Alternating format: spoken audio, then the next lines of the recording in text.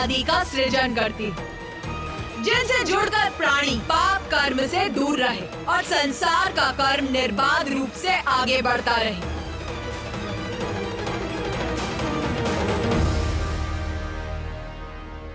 माता, अब मैं समझा कि आपने मुझे यहाँ क्यों बुलाया है। मैं तो ध्यान में मग्न था माता।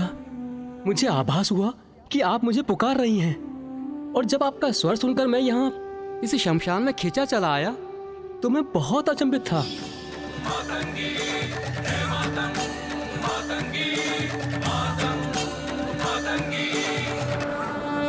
किंतु अब मुझे स्पष्ट हुआ कि ये आपकी ही लीला है, और आपने अपनी ही लीला का ग्रंथ रचने के लिए मुझे यहाँ पर बुलाया है।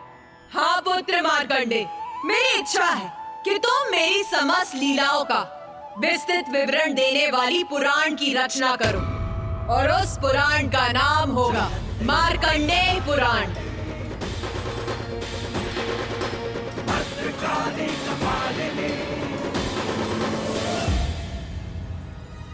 माता, आपने इतना महत्वपूर्ण कार्य सौंपकर मुझे कृतार्थ कर दिया। माता, इसी क्रम में मुझे बताने की कृपा करें कि जो भक्त संपूर्ण निष्ठा और भक्ति से आपके दैवी मातंगी रूप की साधना करते हैं, उनको आपकी कृपा स्वरूप क्या फल प्राप्त होता है? देवी मातंगी रूप में मेरी पूजा करने से मेरे भक्तों को वाक शक्ति और उच्च कलाओं की सिद्धि प्राप्त होती।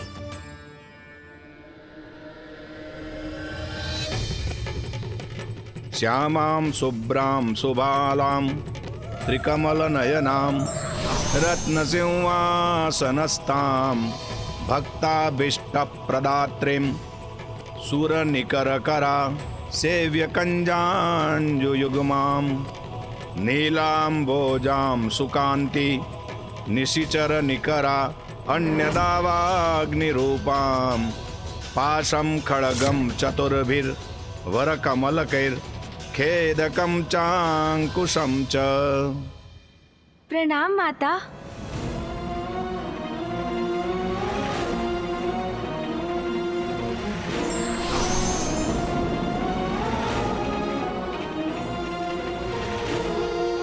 मुझे प्रतीत हो रहा है कि इस विषय को लेकर तुम्हारे मन में अभी भी संशय शेष है।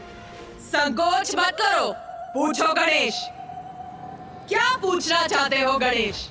माता, आपने ऋषि मार्कंडे को पुराण की रचना का निर्देश तो दे दिया, किंतु वो आपके दशम स्वरूप को जाने बिना ये कार्य कैसे पूर्ण कर सकेंगे?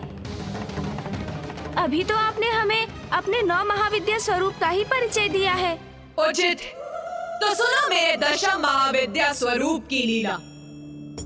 मैंने संपूर्ण सृष्टि का सृजन तो कर दिया था, किंतु अभी भी मेरा कार्य पूर्ण नहीं हुआ था, क्योंकि अभी सृष्टि सभी प्रकार से संपन्न होने के बाद भी श्री के अभाव में अभी भी अपूर्ण थी, और संसार में श्री का आविर्भाव हो, इसलिए मैंने अपना दशम स्वरूप देवी कमला के रूप में प्रकट हुई। संसार में श्री का आगमन मेरे देवी कमला रूप के माध्यम से ही हो सकता था, जिसके लिए अब उचित समय आ चुका था। इसीलिए मैंने ऋषि भृगु की पुत्री के रूप में जन्म लेकर संसार में श्री को प्रकट किया। किंतु माता, सृष्टि के लिए श्री इतनी महत्वपूर्ण क्यों है? हाँ माता, ये प्रश्न तो मेरे मन में भी उत्पन्न हो रहा है कि पृथ्वी, अन्य लोक, सूर्य, प्रकृति, जीवन और मृत्यु के साथ तो ज्ञान का महत्व स्पष्ट है, किंतु सृष्टि क्या इतनी सामान्य है कि वो केवल श्री से ही पूर्ण हो सकती है? उत्तम, अति उत्तम प्रश्न पूछा है तुम दोनों ने, जिसका स्पष्ट उत्तर दूंगी। श्री का संबंध मात्र धन संपत्ति से नहीं, उसका अर्थ है सभी प्रकार की समृद्धि, अर्थात उर्वरता, भौतिक और आध्यात्मिक संपदा, ज्ञान, स्वास्थ्य और समूचा कल्याण। मैं समझ गया माता। संपत्ति होने पर भी कोई स्वास्थ्य रहित हो सकता है, धनवान होने पर भी कोई प्रसन्नता से वंचित रह सकता है। श्री का अर्थ है सभी प्रकार की कुशलता और प्रसन्नता, जो सर्वाधिक महत्वपूर्ण है। आप सभी को तो ज्ञात है, शिवाय विष्णु रूपाय, शिवा रूपाय विष्णवे, शिव और विष्णु अभेद है, अर्थात दोनों भिन्न भी हैं और दोनों एक भी। इसीलिए समय आने पर ऋषि भृगु ने मेरा विवाह मेरे देवी कमला रूप में महादेव के ही रूप नारायण से किया। किंतु माता, मामा जी की पत्नी तो देवी लक्ष्मी है, तो देवी कमला के रूप में आप उनकी पत्नी कैसे हो सकती हैं? मैं ही शक्ति, मैं ही पार्वती, मैं ही सरस्वती, मैं ही लक्ष्मी, मैं ही महादेव, मैं ही ब्रह्मदेव और मैं ही नारायण हूँ। सभी मुझ में ही है, मुझसे ही है, मेरा ही अंश है। स्मरण करो, सृष्टि का आरंभ मैंने किस प्रकार किया था। क्षमा शिवा धात्री, स्वाहा स्वधा नमोस्तुते, स्वरूपा काली, भवानी भक्तकाली, समस्त त्रिदेव और त्रिदेवियां मुझसे ही उत्पन्न हुए, नारायण और देवी लक्ष्मी भी, क्योंकि देवी लक्ष्मी कमल पुष्प पर वास करती, इसीलिए उनका नाम कमला पड़ा।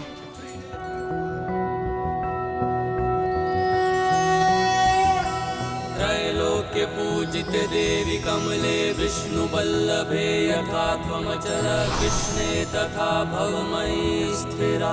मामी जी, माता कमला।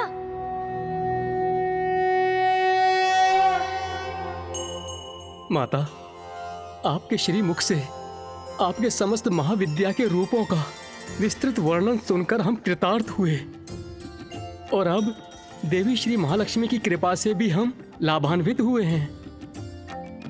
माता, अब हमें ये भी बताइए कि आपके इस रूप की पूजा करने से आपके भक्तों पर आपकी कृपा किस प्रकार होती है? मेरे अर्थात देवी कमला के रूप में माता संसार की श्री अर्थात देवी लक्ष्मी के रूप में होती हैं, किंतु श्रीहीन होने का अर्थ है कांति से रिक्त होना। श्री के अभाव में सभी धन, संपत्ति, विद्या आदि व्यर्थ है, वे शीघ्र ही नष्ट हो जाते हैं। संसार को श्री युक्त करने हेतु ही श्री महाकाली मुझे प्रकट करती हैं।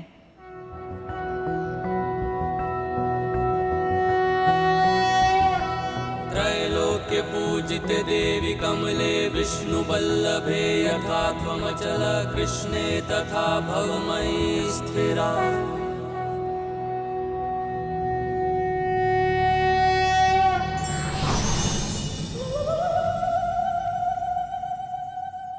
इस प्रकार मैं अपने महाविद्या स्वरूपों के माध्यम से संसार का सृजन करती, और उस संपूर्ण अवधि में महादेव मेरे साथ होते। वो शक्तिशाली हैं, क्योंकि उनकी शक्ति मेरे रूप में उनके साथ होती। संसार में जो भी शक्ति व्याप्त है वो मुझसे ही है। प्रत्येक प्राण में अर्थात देव, दानव, पशु, पक्षी, पेड़ पौधे, सूर्य, चंद्रमा, उन सभी की शक्ति मुझसे ही है। उन सभी के कण कण की शक्ति मैं ही हूँ। मुझसे ही ये संसार है।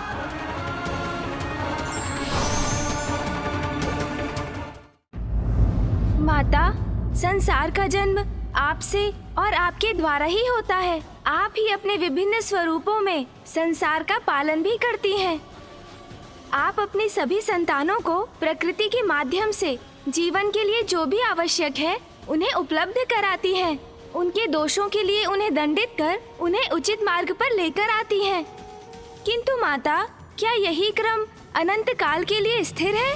नहीं गणेश, जन्म मुझसे है, पालन मुझसे है, तो सृष्टि का संहार भी तो मुझसे ही है। सृष्टि का संहार माता?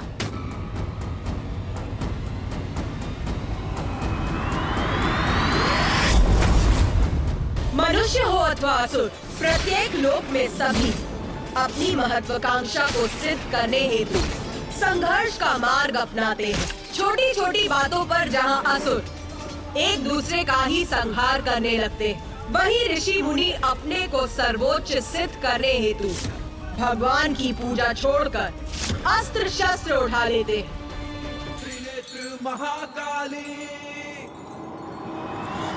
और जब ऐसा समय आरंभ होता तो प्राणियों को सुकर्मों के प्रति सजग करने हेतु मैं खंड प्रलय उत्पन्न कर संपूर्ण जगत को चेतावनी देती, और सर्वप्रथम जो खंड प्रलय मैं उत्पन्न करती वो है सूर्य प्रलय। देवी तारा, देवी तारा, देवी तारा।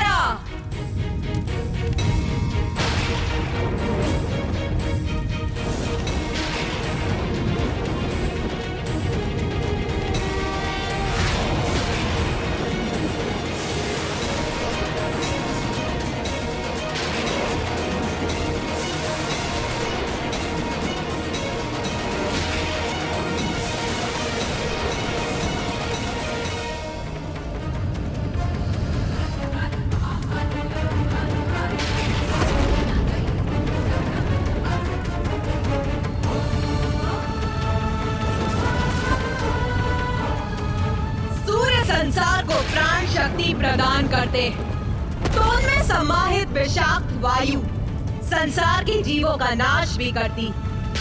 मेरे देवी तारा स्वरूप ने सूर्य को प्रकट किया था, और मेरे ही आदेश पर सूर्य प्रलय के समय देवी तारा और भी उग्र हो उठी, और तब सभी 12 आदित्य सूर्य प्रकट होते।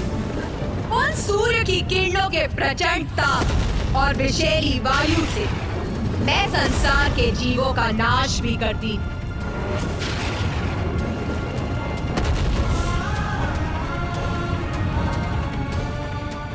धर्म का पालन और धर्मोचित मार्ग पर चलना ही उचित है।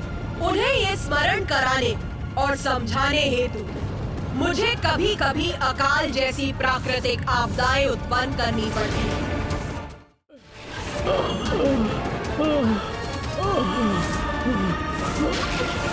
जल, भोजन, भोजन, जल। हमें क्षमा कीजिए माता, हमें क्षमा कीजिए माता, हम पर दया कीजिए, हम भक्ति पथ से विमुख हो गए। क्षमा कीजिए माता, हमें क्षमा कीजिए माता, हम पर दया कीजिए, हम भक्ति पथ से विमुख हो गए थे, हमें क्षमा जब मैं कीजिए। इस प्रकार खंड प्रलय को उत्पन्न कर ऐसी चेतावनी भेजती तो सभी सन्मार्ग पर लौटना प्रारंभ कर देते।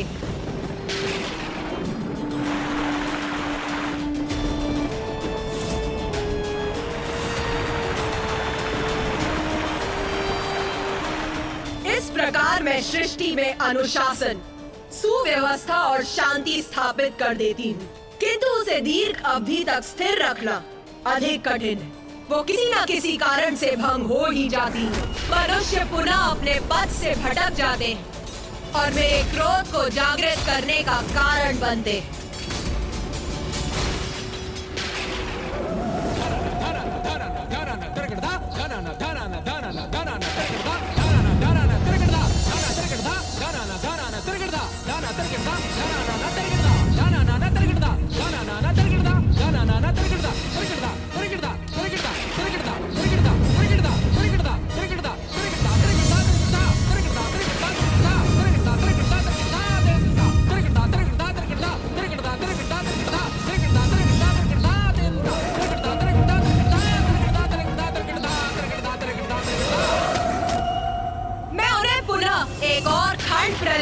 चेतावनी देने हेतु उत्पन्न करती जल प्रलय।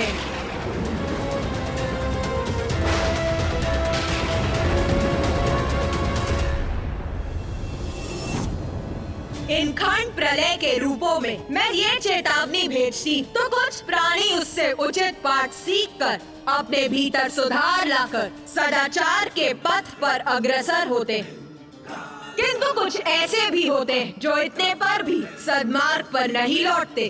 और मेरी इतनी चेतावनियों के बाद भी यदि प्राणियों का आचरण नहीं सुधरता है तो कल पूर्ण होने पर मेरी प्रलय लीला होती। जिसमें पृथ्वी का विनाश आरंभ होता है, प्रकृति का अंत हो जाता है और प्रकृति के बिना पृथ्वी पर जीवन का भी अंत हो जाता है।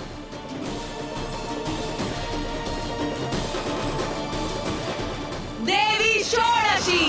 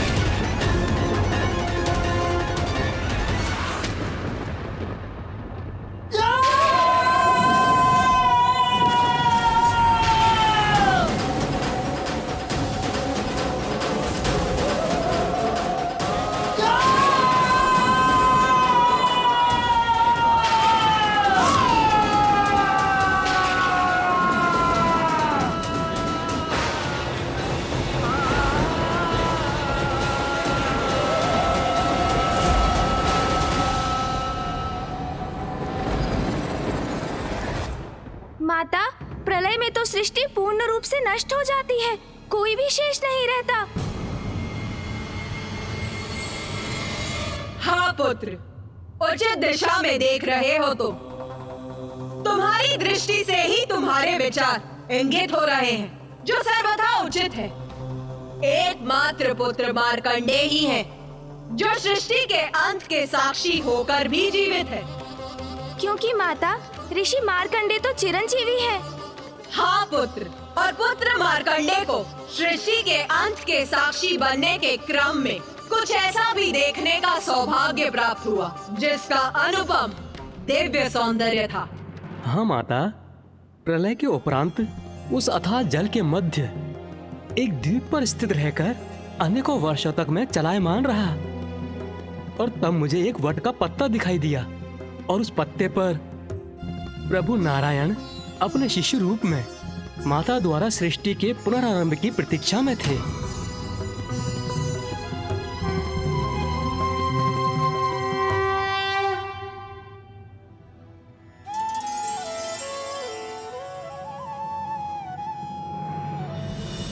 जब ऐसा दिव्य दृश्य उत्पन्न होता है, तब मैं पृथ्वी का पुनः सृजन कर सभी जीवों में प्राण भरती, और जब 4 युग बीत जाते हैं और मनुष्य सुपथ से भटकने लगते हैं, तो मैं विभिन्न संकेतों से उन्हें पुनः सावधान करती, और फिर कल्पांत में प्रलय के माध्यम से मैं सृष्टि को पुनः नष्ट करती, और यही क्रम सदैव चलता रहता है। और फिर एक समय ऐसा आता है जब मैं पूर्ण विनाश करने का निर्णय लेती, और तब महाप्रलय उत्पन्न होती। महाप्रलय? हाँ पुत्र, अभी तो तुमने प्रलय के विषय में सुना, किंतु इससे भी भयंकर और विनाशकारी होती है महाप्रलय, जिससे सभी कुछ नष्ट हो जाता है।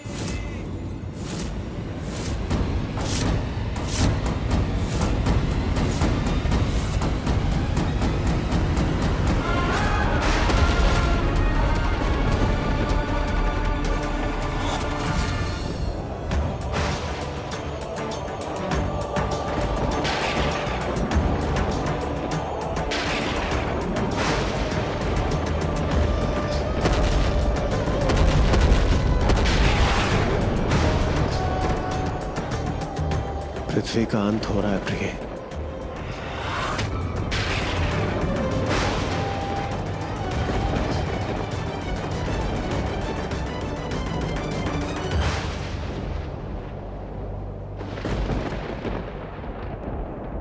स्वामी, हमें ज्ञात तो था ही कि ऐसा ही होगा। माता श्री महाकाली का ये निर्णय हमें स्वीकार है,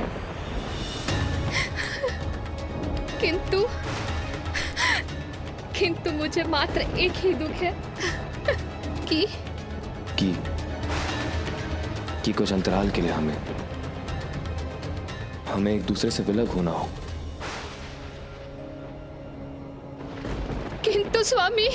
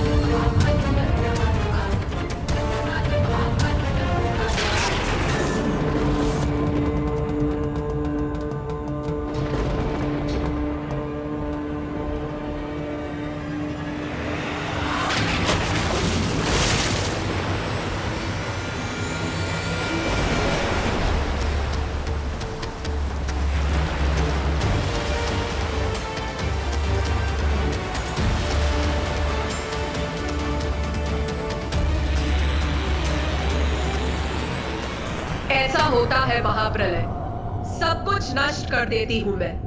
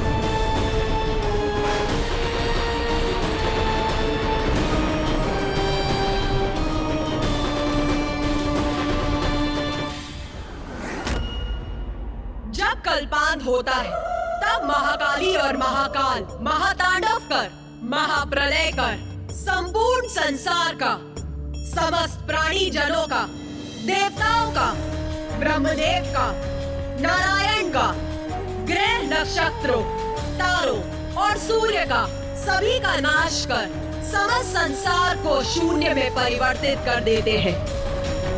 और उसके बाद मैं पुनः एक नवीन संसार की रचना करती हूँ और फिर मैं अपनी महाविद्या रूप धारण कर पुनः संसार के पालन में जुट जाती हूँ।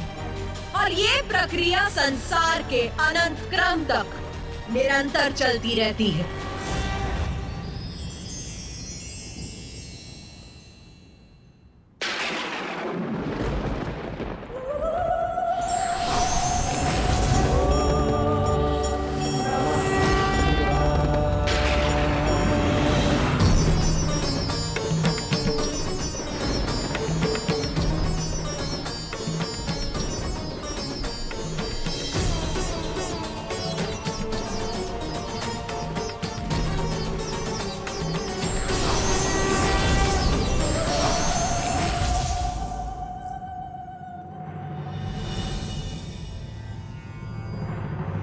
माता, आपकी ही अनोखी लीला आपके ही श्रीमुख से सुनकर हम कृतार्थ हुए।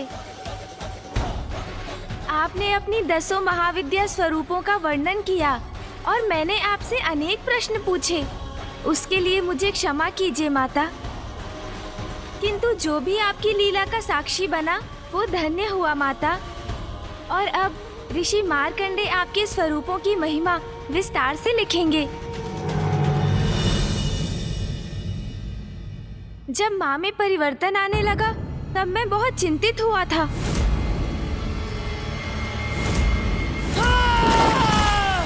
किंतु अब मुझे ज्ञात हो गया कि उसके पीछे कितना बड़ा कारण निहित था। इसलिए अब मैं शांत हूँ माता।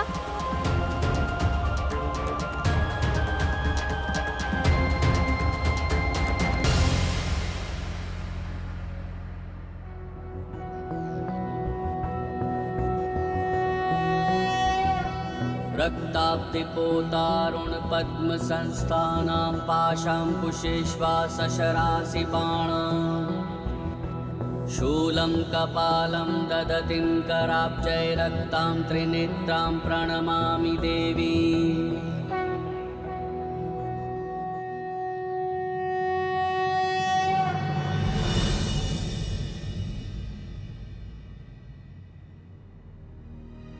किंतु माता, एक प्रश्न तो अभी भी शेष है। आपने अपने प्रथम रूप में माता मातंगी का ही स्वरूप क्यों चुना, जिसके परिणाम स्वरूप हम यहाँ तक पहुँचे? गणेश, मेरा कथन अभी समाप्त कहाँ हुआ है? मेरे मातंगी स्वरूप के तो अभी और भी दायित्व शेष है। तो माता, कृपा कर हमें वो दायित्व भी बताइए। हाँ माता। गणेश, प्रत्येक लीला का, प्रत्येक घटना का उचित समय होता है।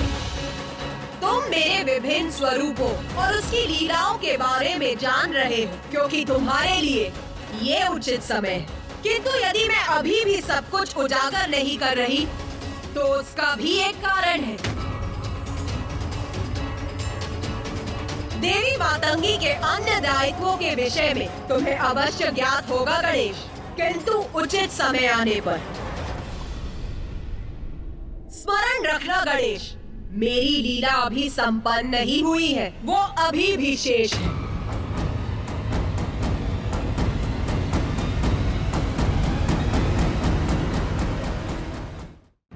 माता, आपके श्री मुख से दिव्य, रोचक और मनमोहक लीलाओं के वर्णन का श्रवण तो हमारा परम सौभाग्य है। हम सभी की तो यही इच्छा है कि आप हमें इसी प्रकार अपनी कथा सुनाकर हमें कृतार्थ करती रहें और हमें सदैव ये आनंद प्राप्त होता रहे। सत्य है, माँ की कथा तो अपार आनंद का स्रोत है। तो सुनो पुत्र, मैं ही अपनी महाविद्या स्वरूपों को धारण कर अपनी लीला से संसार का सृजन, पालन और संहार करती हूँ। ये तो तुम्हें ज्ञात हो ही गया होगा। और ये भी सत्य है कि मेरे भिन्न स्वरूपों के रहस्य और कथा जानने हेतु आप सभी यहाँ एकत्रित हैं। मैंने ही पुत्र मार्कंडे को मार्कंडे पुराण की रचना हेतु यहाँ बुलाया है और मेरी ही इच्छा से ऋषि दुर्वासा का कैलाश पर आगमन हुआ ताकि उनका क्रोध मेरे मातंगी रूप के प्रकट होने का कारण बने। अपने भक्तों के प्रति आपका यह कैसा अनुचित व्यवहार है महादेव? यदि ऐसा है तो आप किसी निर्जन स्थान पर वास क्यों नहीं करते, जहां निर्विघ्न आप एक दूसरे में रमे रह सके?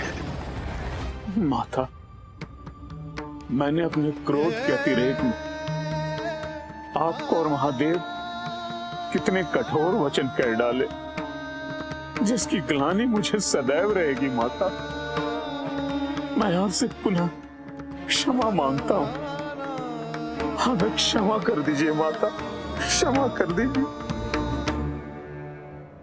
किंतु ऋषिवर, आपका ये कथन कि आपका क्रोध सदैव संसार की भलाई का कारण बनता है सर्वथा सत्य था और इस बार भी ऐसा ही हुआ। ऋषि दुर्वासा, आपका कार्य अब यहाँ संपन्न हुआ। अब आप अपने आश्रम प्रस्थान कर वहाँ तप और ध्यान कीजिए। जो आज्ञा माता।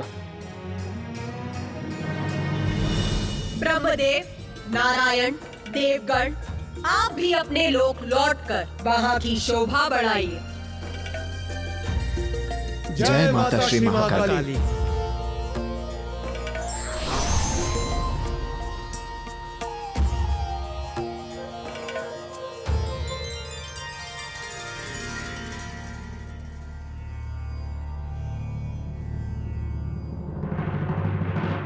गणेश, मुझे ज्ञात है तुम्हारे हृदय में अभी भी प्रश्न शेष है।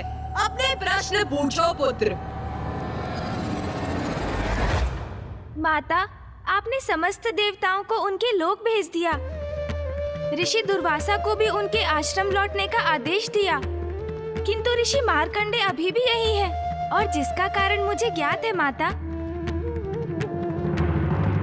तो कहो, क्या है तुम्हारे अनुसार उनके यहाँ होने का कारण?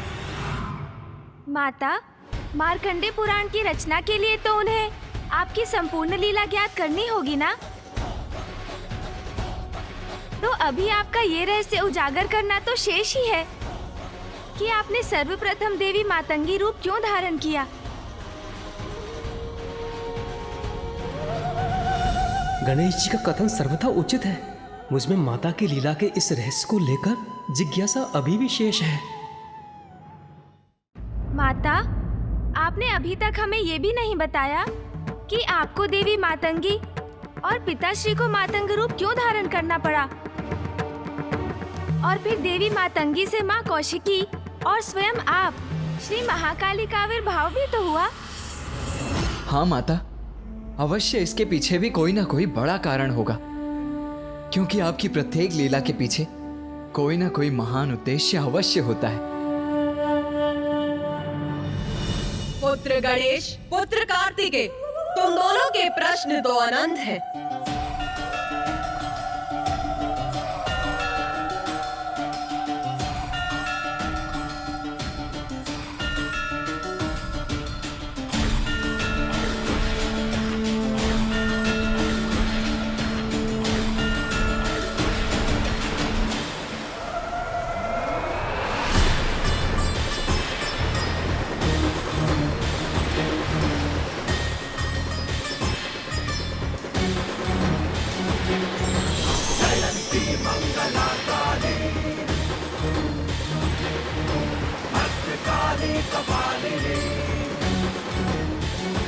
हमारे प्रश्न अनंत हैं, क्योंकि माता की लीला अनंत है।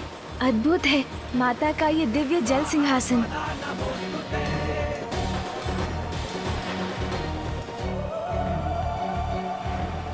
पुत्र गणेश, यहाँ आओ, मेरे निकट आओ पुत्र। जी माता।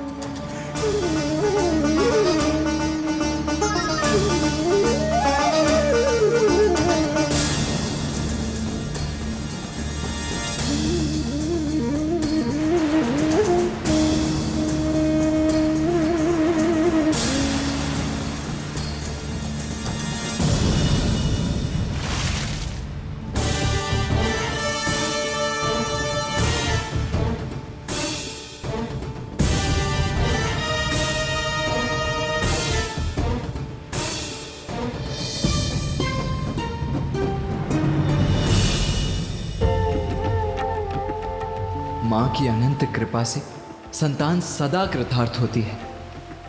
धन्य है श्री महाकाली, धन्य है माता। पुत्र। माँ।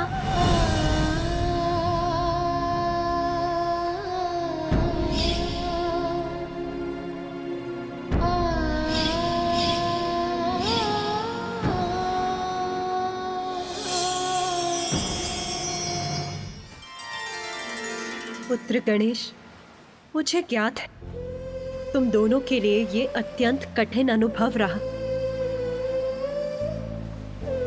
किंतु अपने पुत्रों से दूर रहना तो मेरे लिए भी कष्टप्रद है।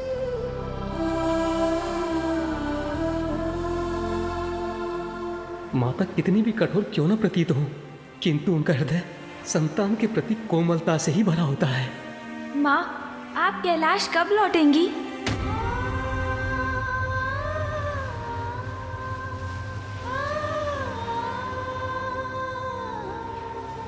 पुत्र गणेश, मैं तुम्हें तुम्हारे इस प्रश्न का उत्तर ज्ञात करने की शक्ति प्रदान करती। ये क्या कह रही है माँ? तो क्या वो अभी कैलाश नहीं लौटेंगी? तुम्हारे सभी शेष प्रश्नों के उत्तर मेरे इस स्पर्श में निहित है पुत्र। पुत्र गणेश, तुम अपने नेत्र बंद करो।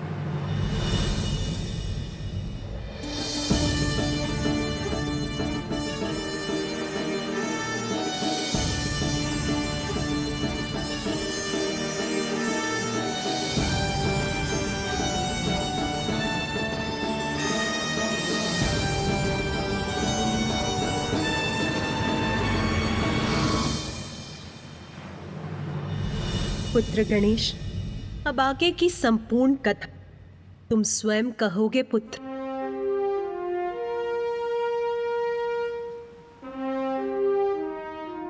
आगे की कथा का समस्त ज्ञान मैंने तुम्हें प्रदान किया पुत्र।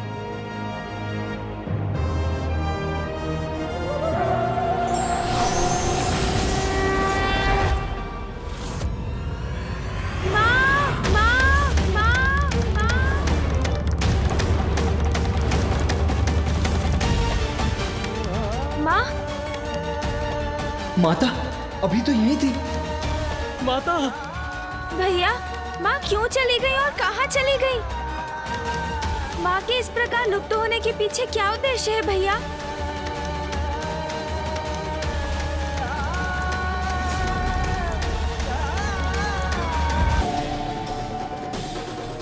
पुत्र गणेश, अब आगे की संपूर्ण कथा तुम स्वयं कहोगे पुत्र। गणेश, माता ने तुम्हें शक्ति प्रदान की है ना कि तुम आगे की कथा ज्ञात कर सकोगे और कहोगे। तो हमें बताओ गणेश कि ये सब क्या और क्यों हो रहा है? माता ने मुझ पर दायित्व सौंपा अवश्य है भैया, किंतु मुझे आगे क्या करना है ये बताए बिना ही माँ अंतर ध्यान हो गई और पिताश्री भी अपने ध्यान में लीन है। इसलिए कदाचित अब हमें किसी संकेत की प्रतीक्षा करनी होगी। ये भस्म और इसमें ये गति कैसी?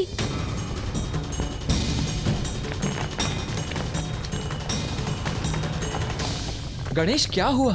तुम कुछ कहते क्यों नहीं? और तुम्हारी दृष्टि पिताश्री के चरणों पर ही क्यों टिकी हुई है? भैया, वो देखिए, पिताश्री के चरणों की भस्म धरती में किसी प्रकार के कंपन को इंगित कर रही है।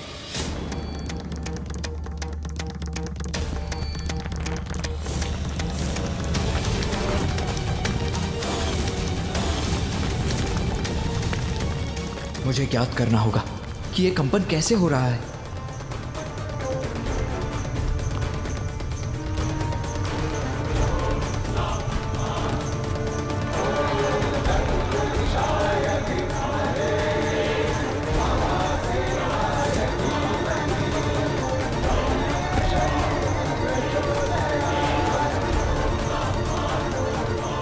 हाँ गणेश, तुम उचित कहते हो, किंतु भूमि में यह कंपन कैसे उत्पन्न हो रहा है?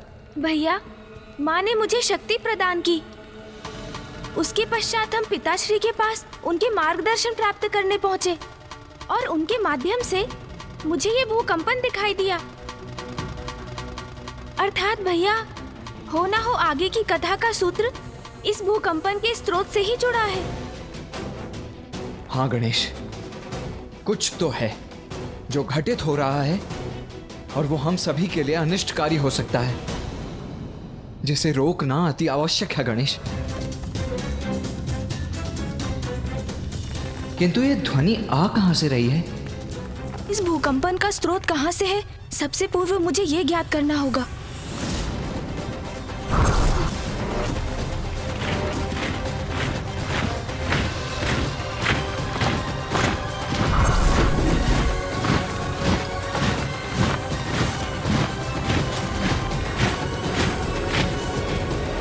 भैया, आप उचित कहते हैं।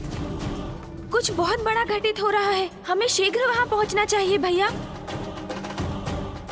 ऋषिवर, हम माँ के अंतर्ध्यान होने के रहस्य को ज्ञात कर शीघ्र लौटेंगे।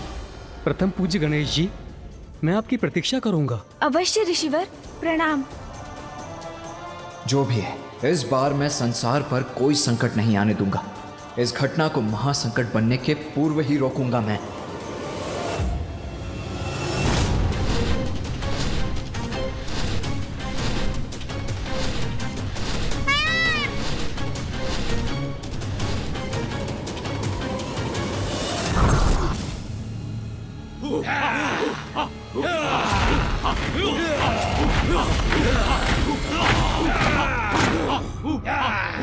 भैया, ये ध्वनि इसी मार्ग से आ रही है।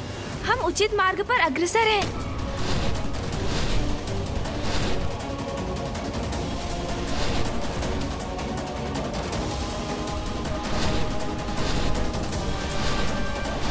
हमें कैलाश को पार कर उसके आगे जाना होगा।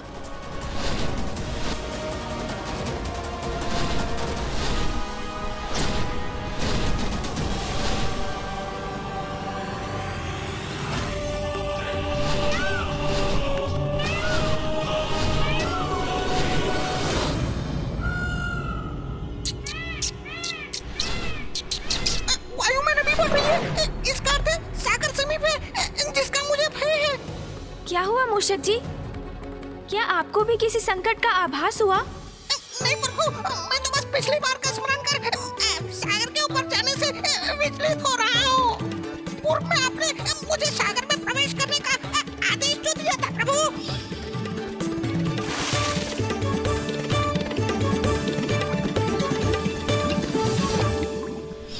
चिंता मत कीजिए मूषक जी, इस बार ऐसा कुछ नहीं होगा।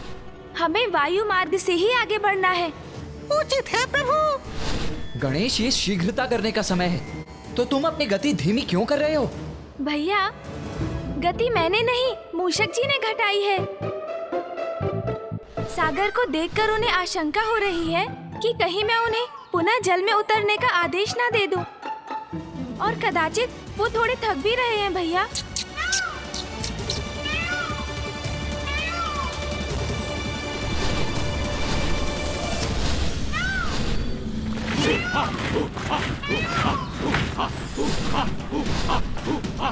वहाँ जो भी हो रहा है हमें ज्ञात नहीं, इसीलिए गति धीमी करने का तो कोई औचित्य ही नहीं। हमें शीघ्र अतिशीघ्र वहाँ पहुँचना चाहिए और इस प्रकार की वहाँ किसी को भी हमारे आगमन की सूचना ही ना हो। मूषक जी, अपने दोनों हाथों से मेरे मयूर जी की पूंछ पकड़ लीजिए।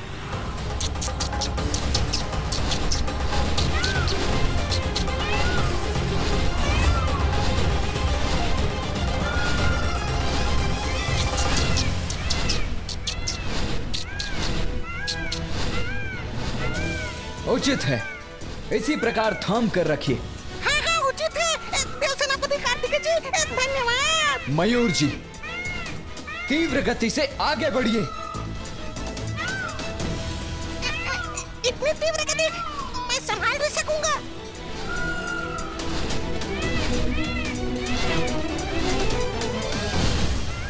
आपने उचित उपाय किया है भैया। अब हम शीघ्र उस कंपन और ध्वनि के स्रोत तक पहुंच जाएंगे। अब ऊपर चलिए मयूर जी।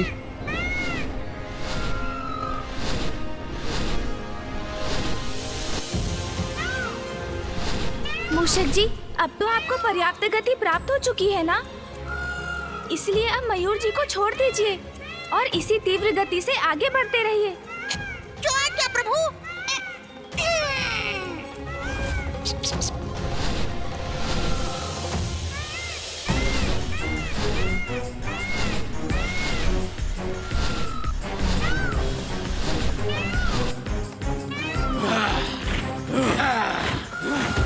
भैया, वो देखिए वहाँ। उचित कहते हो गणेश, कदाचित उस भूकंपन का स्रोत यही स्थान है।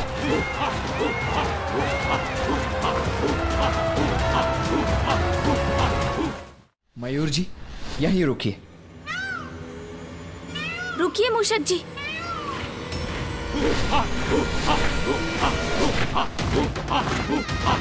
भैया, यहाँ तो असंख्य असुर एकत्रित हो रहे हैं।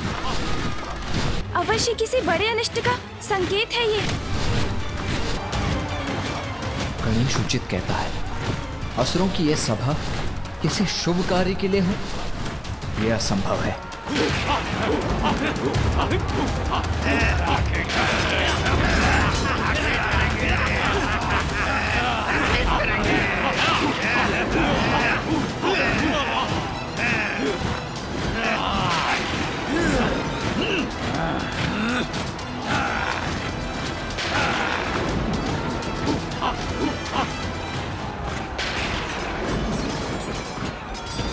भैया, इतनी भारी संख्या में इन असुरों का यहाँ होना इनकी किसी अनिष्टकारी योजना का ही संकेत है।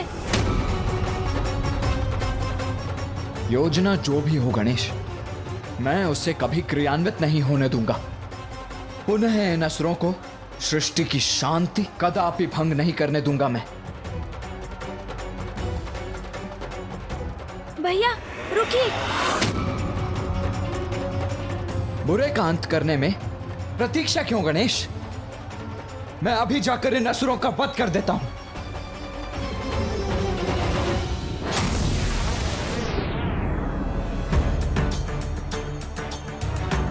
रुकिए भैया।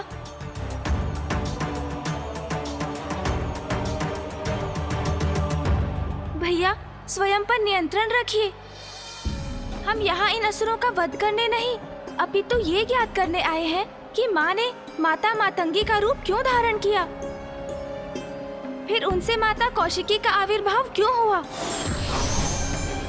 भैया, माता श्री महाकाली के रूप में माँ ने हमें अपनी लीला सुनाई, किंतु इस एक प्रश्न का उत्तर दिए बिना वो अंतर ध्यान हो गई। और फिर हम उनसे और पिताश्री से संकेत पाकर यहाँ पहुँचे, अर्थात हमें हमारे प्रश्न का उत्तर यहाँ प्राप्त होगा। इसलिए आप शांत रहिए भैया।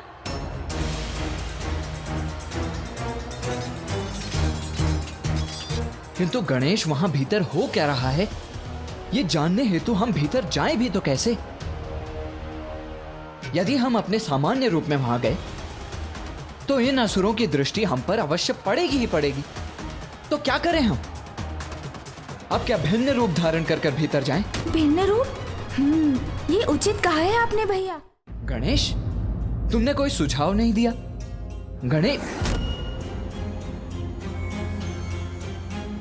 गणेश, कहां चले गए हो तुम? अभी तो यही था। कार्तिकेय जी, वो देखिए प्रभु गणेश जी वहाँ। मूषक जी कहां संकेत कर रहे हैं? कहां है गणेश? भैया, मैं यहाँ हूँ।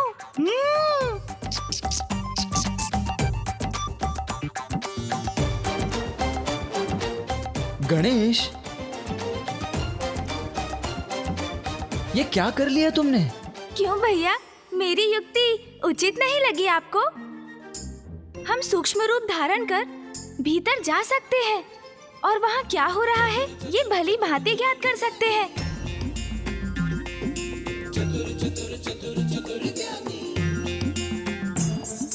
तुम्हारी युक्ति तो उचित है ही गणेश, और तुम्हारी चतुराई भी सराहनीय है।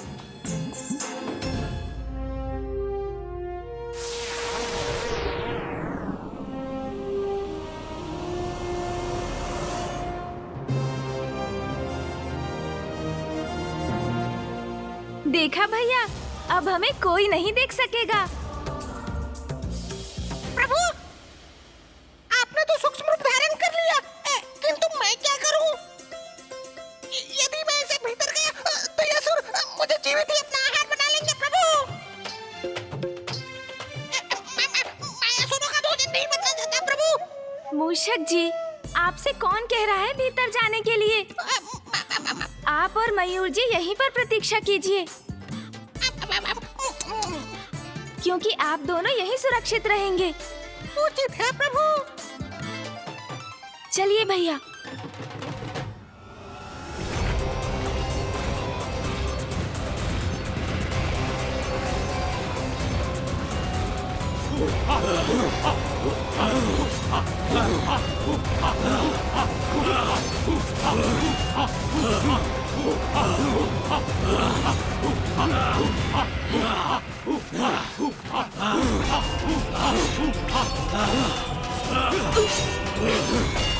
गणेश, मेरे निकट ही रहना।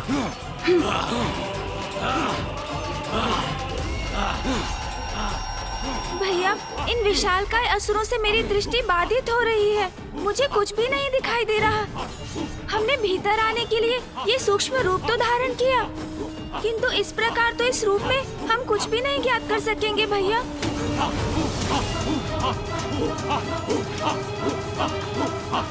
हाँ गणेश, हमें आगे बढ़कर किसी ऊंचे स्थान पर स्थित होकर देखना चाहिए कि ये असुर यहाँ क्यों एकत्रित हुए हैं। हाँ भैया, यही उचित होगा। चलो गणेश।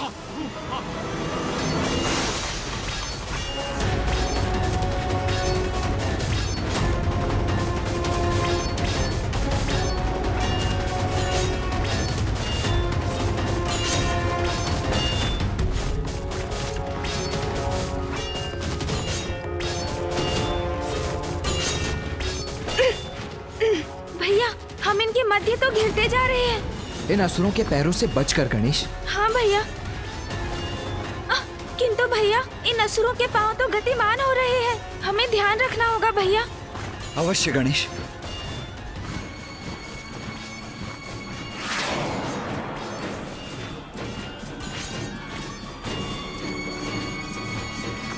अब ये कैसी ध्वनि थी?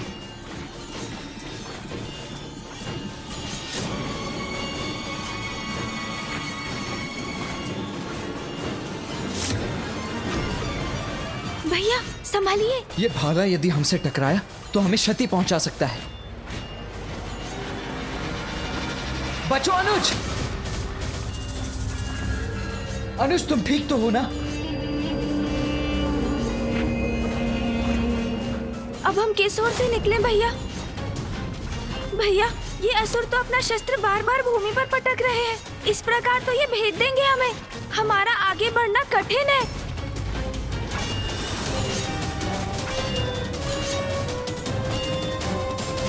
जो भी हो गणेश, हमें आगे तो बढ़ना ही होगा, किंतु सावधानी से आगे बढ़ो।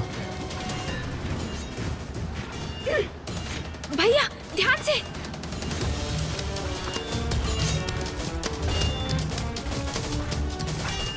संभव है भैया शांत रहे।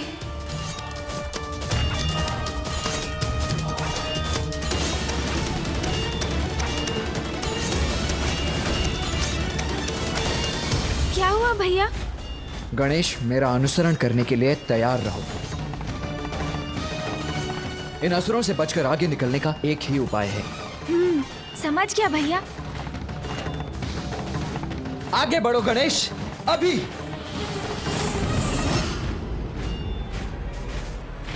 मैं भी आपके पीछे आ रहा हूँ भैया।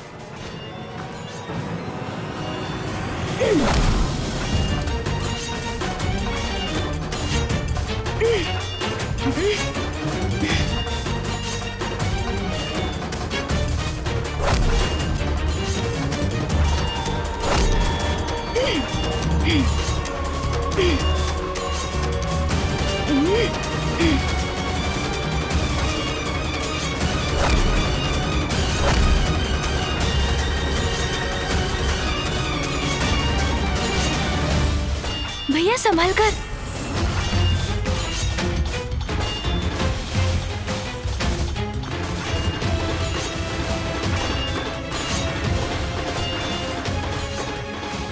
भैया, हमारा संदेह उचित था। इन भांति भांति के असंख्य असुरों की ये सभा अवश्य किसी बड़ी भावी अनिष्टकारी घटना का संकेत है। हाँ गणेश, किंतु यहाँ से भी कुछ स्पष्ट नहीं हो रहा है।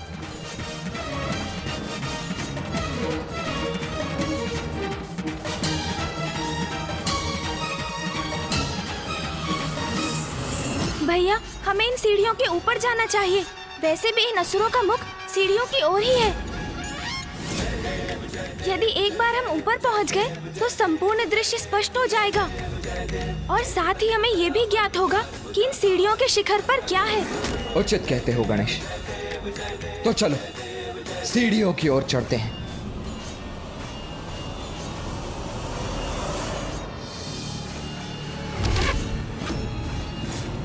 सावधान भैया, भैया बचिए।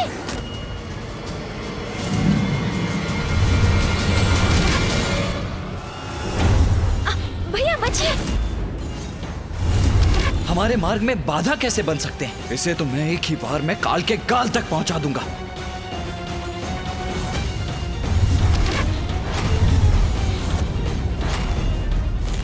ये क्या?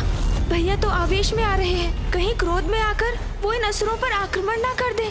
यदि ऐसा हुआ तो हमारे यहाँ आने का उद्देश्य ही विफल हो जाएगा। वो हमें कभी ज्ञात नहीं हो पाएगा जो हम ज्ञात करना चाहते हैं। भैया